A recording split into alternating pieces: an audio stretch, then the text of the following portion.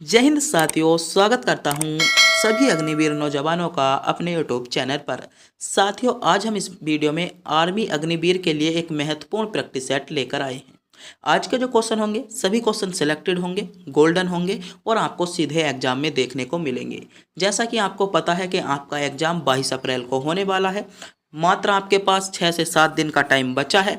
आप भी अच्छे से अच्छे क्वेश्चन ढूंढने की कोशिश कर रहे होंगे, सभी क्वेश्चन सेलेक्टेड की खोज में होंगे। तो हम आपका काम आसान करने के लिए लेकर आते हैं महत्वपूर्ण वीडियो। एक सुबह को 8 बजे और एक शाम को 7 बजे हम आपको 2 वीडियो लेकर आते हैं। अगर आप इन दोनों वीडियो को कवर कर लेते हो तो आपसे आर्मी अग्निवीर में कोई ऐसा जीके जीएस का क्वेश्चन नहीं बचेगा, साइंस का भी कोई ऐसा क्वेश्चन नहीं बचेगा जो आपसे ना हो। तो वीडियो को पूरा ध्यान से जरूर देखेगा और पूरे में से पूरा स्कोर करने के लिए हमारी वीडियो को आपको देखना ही पड़ेगा। तो बिना टाइम गवाए करते हैं वीडियो को स्टार्ट। अगर आप भी इससे पहले हमारे चैनल पर नए हो तो चैनल को सब्सक्राइब, वीडियो को लाइक जरूर करें। तब तक के लिए मिलते हैं, करते हैं वीडियो को स्टार्ट। आपका पहला क्वेश्चन है, मानव रक्त का पीएच मान होता है। ऑप्शन आपके सामने है 8.1, 8.3, 7.4 या 9.1। तो बताइए मानव रक्त का पीएच मान कितना होता है। गोल्डन क्वेश्चन है, पहला ही क्वेश्चन आपके लिए एग्जाम में सीधे देखने को मिल जाता है मानव रक्त का पीएच मान। तो मानव रक्त का जो मेरे दोस्तों पीएच मान होता है वह आपका 7.4 होता है, यानी सी विकल्प इसमें आपका बिल्कुल करेक्ट जवाब होगा। तो मेरे दोस्तों प्रत्येक क्वेश्चन के लिए आपको 4 विकल्प दिए जाएंगे। अगर आप भी किसी क्वेश्चन या सभी क्वेश्चनों का जवाब जानते हैं तो हमें कमेंट बॉक्स में अवश्य बताएं और वीडियो के अंत में यह ना बताएं कि आप इनमें से कितने क्वेश्चनों का जवाब जानते थे। अगला क्वेश्चन है, महत्वपूर्ण क्वेश्चन है, विश्व का सबसे बड़ा द्वीप समूह है। ऑप्शन है इंडोनेशिया द्वीप समूह, अंडमान द्वीप समूह, स्टॉकलैंड द्वीप समूह या अन्य या अदर। तो बताइए विश्व का जो सबसे बड़ा द्वीप समूह आपसे पूछा गया है। गोल्डन क्वेश्चन है, सेलेक्टेड क्वेश्चन है आर्मी अग्निवीर के लिए। तो विश्व का सबसे बड़ा जो मेरे दोस्तों द्वीप समूह है वह है आपका इंडोनेशिया द्वीप समूह, यानी ए विकल्प यहाँ पर आपका बिल्कुल सही जवाब हो जाएगा। तो महत्वपूर्ण क्वेश्चन था आपके लिए। अगला क्वेश्चन देखते हैं। अगला क्वेश्चन आपसे पूछा गया है, दक्षिण एशिया का सबसे बड़ा मरुस्थल है। ऑप्शन है गोबी मरुस्थल, थार मरुस्थल, सहारा मरुस्थल या कालाहारी मरुस्थल। तो मेरे दोस्तों क्वेश्चन को ध्यान से पढ़िएगा। मैं मानता हूँ यह क्वेश्चन आपने गलत कर दिया होगा। क्वेश्चन पूछा गया है दक्षिण एशिया का, आपसे यह नहीं पूछा गया कि एशिया का। यहाँ से 2 क्वेश्चन पूछे जाते हैं। एक तो क्वेश्चन बनता है एशिया का सबसे बड़ा मरुस्थल, तो वह हो जाता है आपका गोबी मरुस्थल। एक क्वेश्चन बनता है दक्षिण एशिया का, जो आपसे क्वेश्चन में पूछा जा रहा है। तो मेरे दोस्तों जो दक्षिण एशिया का जो आपका सबसे बड़ा मरुस्थल है वह है आपका थार मरुस्थल। तो दोनों क्वेश्चन आपको कंफ्यूज कर देंगे, 1 नंबर यहाँ पर आपका गलत हो जाएगा। तो इन दोनों क्वेश्चनों पर विचार कीजिएगा, स्क्रीनशॉट ले लें। दक्षिण एशिया का जो सबसे बड़ा मरुस्थल है वह आपका थार है, एशिया का सबसे मरुस्थल आपका गोबी है और भारत का सबसे बड़ा मरुस्थल भी आपका थार मरुस्थल आ जाता है, यानी बी विकल्प यहाँ पर आपका बिल्कुल करेक्ट जवाब हो जाएगा। अगला क्वेश्चन है, अंग्रेजों ने फूट डालो और शासन करो की नीति कब अपनाई। सेलेक्टेड क्वेश्चन है, सीधा देखने को मिलेगा। अंग्रेजों ने फूट डालो और शासन करो की नीति जो अपनाई थी वह आपकी 1877 के बाद अपनाई, 1883 के बाद, 1858 के बाद या 1799 के बाद। तो बताइए मेरे दोस्तों अंग्रेजों ने फूट डालो शासन की जो नीति अपनाई वह आपकी कब अपनाई। तो मेरे दोस्तों 1858 के बाद अपनाई गई, यानी जिन बच्चों ने विकल्प सी को चुना है बिल्कुल सही चुना है, सी विकल्प आपका सही जवाब होगा। और बहुत ही ज़्यादा इंपॉर्टेंट क्वेश्चन, बहुत ही ज़्यादा selected question, Uttar Pradesh police के लिए भी सेलेक्टेड क्वेश्चन है, एसएससी जीडी के लिए भी, आर्मी अग्निवीर, टेक्निकल सभी वनडे एग्जाम के लिए बहुत ही ज़्यादा इंपॉर्टेंट क्वेश्चन है। इनमें से किसको जापान का मैनचेस्टर कहा जाता है। ऑप्शन है ओसाका को, टोक्यो को, नागासाकी को या योकोहामा को। बताइए इनमें से जापान का मैनचेस्टर, बहुत ही ज़्यादा गोल्डन क्वेश्चन, सेलेक्टेड क्वेश्चन, सीधा एग्जाम में देखने में मिलने वाला क्वेश्चन है। इनमें से जापान का मैनचेस्टर मेरे दोस्तों ओसाका को कहा जाता है। तो ए विकल्प जिन बच्चों ने चुना है बिल्कुल सही चुना है, ए विकल्प आपका करेक्ट जवाब होगा। बात कर लेते हैं भारत का मैनचेस्टर। तो मेरे दोस्तों यहाँ से क्वेश्चन 3 बनते हैं। भारत का मैनचेस्टर किसे कहा जाता है, अहमदाबाद को। उत्तर भारत का मैनचेस्टर कहा जाता है कानपुर को। दो क्वेश्चन तो यही बन गए। उत्तर भारत का मैनचेस्टर कानपुर को, भारत का मैनचेस्टर अहमदाबाद को, और जापान का मैनचेस्टर ओसाका को। तो इन तीनों क्वेश्चनों को आपको ध्यान में रखना होगा, क्वेश्चन बन सकते हैं। अगला क्वेश्चन पूछा गया है, पतंजलि का संबंध किससे है? ऑप्शन है वैदिक दर्शन से, न्याय दर्शन से, सांख्य दर्शन से या योग दर्शन से। सेलेक्टेड क्वेश्चन है। पतंजलि का संबंध मेरे दोस्तों आपसे पूछा गया है, बता दीजिएगा कि पतंजलि का संबंध किससे है। चार विकल्प आपके सामने शो हो रहे हैं, सोचिएगा, समझिएगा, क्वेश्चन को बताइएगा। तो मेरे दोस्तों जो पतंजलि का संबंध है वह आपका योग दर्शन से है, यानी डी विकल्प जिन बच्चों ने चुना है बिल्कुल सही चुना है, डी विकल्प आपका करेक्ट जवाब होगा। अगला क्वेश्चन पूछा जा रहा है, ऊर्जा के किस रूप में प्रदूषण की समस्या नहीं होती? ऊर्जा का ऐसा कौन सा रूप है जिसमें हमें प्रदूषण बिल्कुल भी प्राप्त नहीं होता?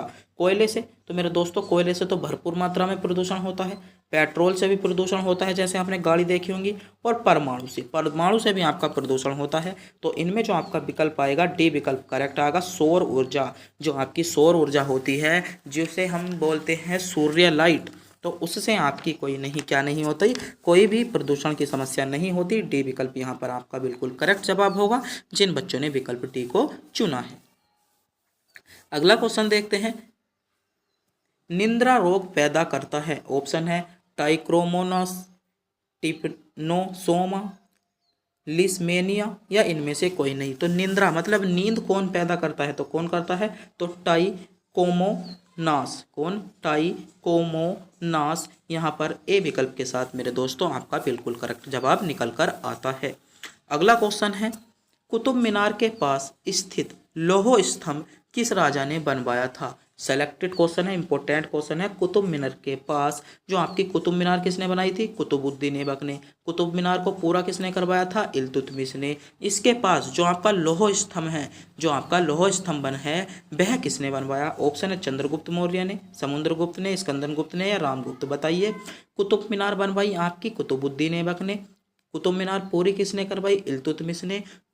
जो कुतुब मीनार के पास स्थित है आपका लौह स्तंभ, तो लौह स्तंभ किस राजा ने बनवाया? तो वह मेरे दोस्तों चंद्रगुप्त द्वितीय ने बनवाया था। यानी जिन बच्चों ने विकल्प ए को चुना है बिल्कुल सेलेक्ट चुना है, विकल्प ए आपका करेक्ट जवाब होगा। मेरे दोस्तों सभी क्वेश्चन सेलेक्टेड होने वाले हैं, चाहे आप आर्मी अग्निवीर की तैयारी कर रहे हो, चाहे आप एसएससी जीडी की तैयारी कर रहे हो, उत्तर प्रदेश पुलिस के लिए भी, और जो आपकी एनटीपीसी ग्रुप डी के लिए महत्वपूर्ण क्वेश्चन है, और सभी क्वेश्चन आपके लिए सेलेक्टेड हैं। अगला क्वेश्चन देखते हैं। अगला क्वेश्चन है, माउंट एवरेस्ट पर चढ़ने वाली पहली भारतीय महिला कौन थी? ऑप्शन है कल्पना चावला, रजिया सुल्तान, बछेंद्री पाल या सुचेता कृपलानी। बताइएगा। माउंट एवरेस्ट पर चढ़ने वाली प्रथम भारतीय महिला, तो मेरे दोस्तों जो माउंट एवरेस्ट पर चढ़ने वाली प्रथम महिला थी वह थी आपकी बछेंद्री पाल। यानी जिन बच्चों ने विकल्प सी को चुना है, जो भी मेरे देश के अग्निवीर नौजवान विकल्प सी की ओर जा रहे हैं बिल्कुल करेक्ट जा रहे हैं। सी विकल्प इसमें आपका बिल्कुल सही जवाब होने वाला है। अगला क्वेश्चन देखते हैं। अगला क्वेश्चन आपसे पूछा गया है, मानव शरीर में यूरिया का निर्माण कहाँ होता है? बहुत ज़्यादा सेलेक्टेड क्वेश्चन है, 3 स्टार इस क्वेश्चन को दूंगा, एग्जाम में सीधा मिलेगा। ऑप्शन है हृदय में, तिली में, यकृत में या वृक्क में। तो मानव शरीर में यूरिया का निर्माण बताइए मेरे दोस्तों। तो मानव शरीर में जो यूरिया का निर्माण होता है वह मेरे दोस्तों आपका कहाँ पर हो जाएगा? ऑप्शन आपके सामने हैं, तो बताइए। तो मानव शरीर में यूरिया, तो मेरे दोस्तों जो यूरिया का निर्माण होता है यकृत में होता है। सी विकल्प के साथ आपका करेक्ट जवाब होगा। अगला क्वेश्चन है, राष्ट्रीय ध्वज की लंबाई और चौड़ाई का अनुपात कितना होता है? अधिकतर बच्चे यहाँ पर कंफ्यूज हो जाते हैं। पता तो होता है 2:3 होता है या 3:2 होता है। यहाँ पर आधे बच्चे कंफ्यूज होंगे कि विकल्प बी को लगाएं, विकल्प सी को लगाएं। तो मेरे दोस्तों पहला क्या नापी जाती है आपकी? यह है आपका राष्ट्रीय ध्वज। क्या है मेरे दोस्तों? राष्ट्रीय ध्वज है यह। इसमें यह परमवीर चक्र होता है जिसमें आपकी 24 तिल्लियाँ होती हैं। कि यही कई बार क्वेश्चन पूछ लिया गया है कि जो आपका राष्ट्रीय ध्वज में जो आपका चक्र बना होता है उसमें कितनी तिल्लियाँ होती हैं? 24 तिल्लियाँ आपकी बनी होती हैं।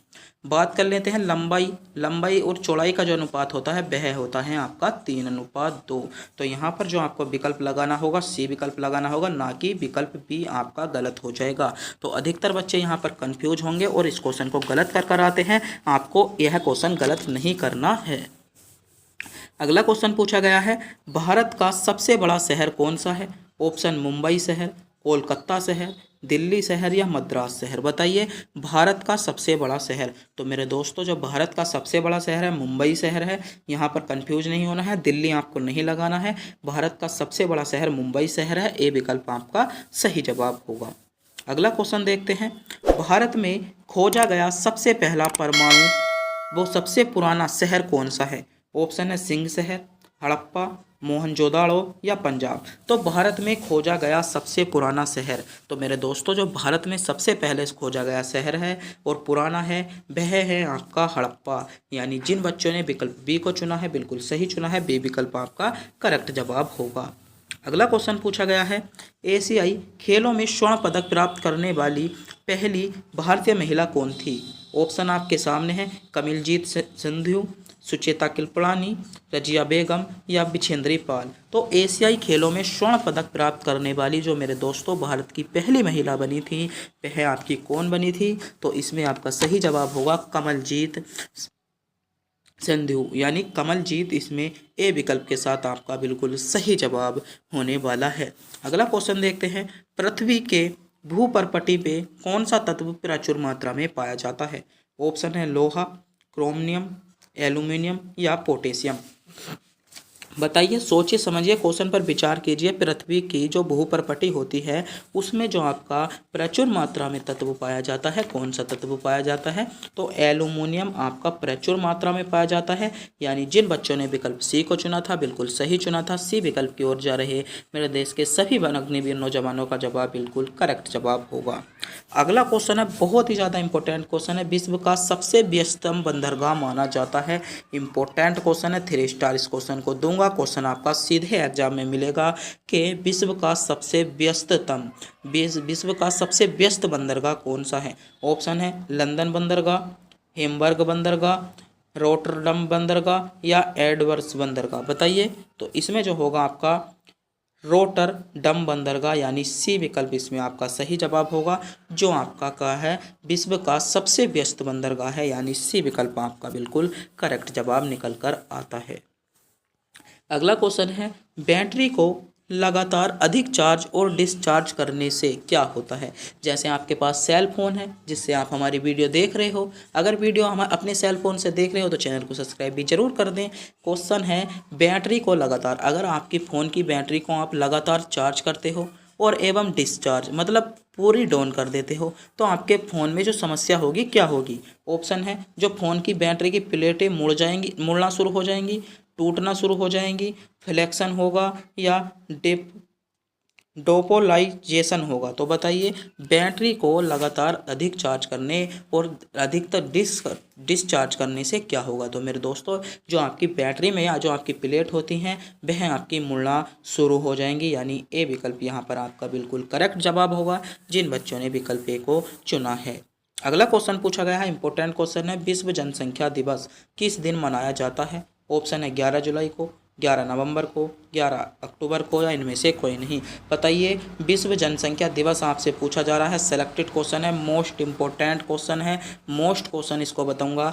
विश्व जनसंख्या दिवस, तो मेरे दोस्तों जो विश्व जनसंख्या दिवस बनाया जाता है वह आपका 11 जुलाई को विश्व जनसंख्या दिवस बनाया जाता है। ए विकल्प यहाँ पर आपका बिल्कुल सही जवाब होने वाला है। अगला क्वेश्चन पूछा गया है, निम्नलिखित में से कौन परतदार चट्टान नहीं है? ऑप्शन है चूना पत्थर, क्वार्टजाइट, सेल या बलुआ पत्थर या बालू का पत्थर। बताइए, इंपॉर्टेंट क्वेश्चन है, सेलेक्टेड क्वेश्चन है, इंपॉर्टेंट क्वेश्चन है आपका कि परतदार चट्टान नहीं है। तो मेरे दोस्तों क्वार्टजाइट आपका परतदार चट्टान नहीं है, यानी जिन बच्चों ने विकल्प बी को चुना है वह मेरे दोस्तों विकल्प बी आपका सही जवाब हो जाएगा। अगला क्वेश्चन है, ब्रह्म समाज के संस्थापक हैं। ऑप्शन है राजा राम मोहन राय, स्वामी विवेकानंद सरस्वती, स्वामी दयानंद सरस्वती या रामकृष्ण परमहंस, इनमें से कोई नहीं। बताइए, ब्रह्म समाज के संस्थापक आपसे पूछा गया है। तो मेरे दोस्तों जो ब्रह्म समाज के संस्थापक है वह आपके कौन हो जाएंगे? बताइए। तो राजा राम मोहन राय, राजा राम मोहन राय आपके ब्रह्म समाज के संस्थापक है। ए विकल्प जिन बच्चों ने चुना है बिल्कुल सही चुना है, ए विकल्प आपका करेक्ट जवाब होगा।